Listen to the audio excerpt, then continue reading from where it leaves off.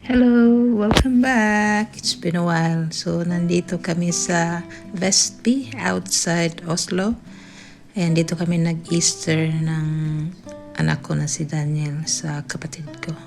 So, right now we're having our first barbecue outside kahit medyo maulan-ulan. Pero, kere lang, kere.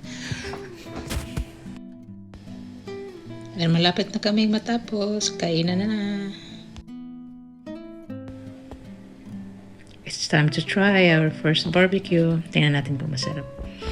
Masarap nga. Nam-nam. Nam-nam means good. Delicious. Something like that. Naay na suya guys sa kilid. Gusto po mo tilaw.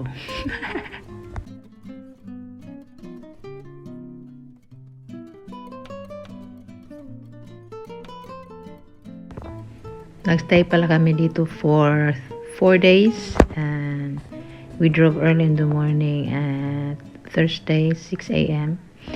And then, umuwi kami Monday kasi walang work.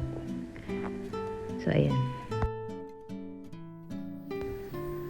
Meron kaming tortang talong, pansit pampahaba ng buhay, at saka yung barbecue. Pagkatapos kumain, naglakad-lakad kami ng mga 30 minutes ata or an hour. Pumunta kami ng cemetery. May binisita kaming bagong nilibing na kakilala namin. Yun po yung church nila. Very peaceful dito.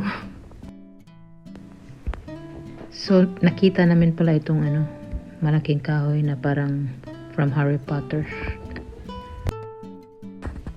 So, pagdating namin, tapos na yung cake na ginawa ng pamangkin ko. Gusto niyang siya yung gumawa para very special daw para kay Daniel.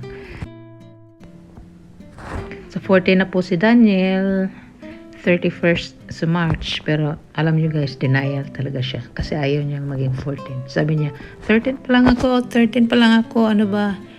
Ayan. Ayaw niyang maging 14 kasi marami daw responsibility. Maraming responsibility yung 14 years old. Hello? Ay, maganda yung paggagawa ng cake. Maraming kandila. 14 din nata yung kandila. Yay! Sonia. Mer! Traktor kommer nå. Yay! Hæ? Happy birthday, baby. Yay! Tusen takk! So that was our Easter break / birthday celebration with my sister's family in Vestby. So thank you guys for watching and see you next time. Bye. God bless.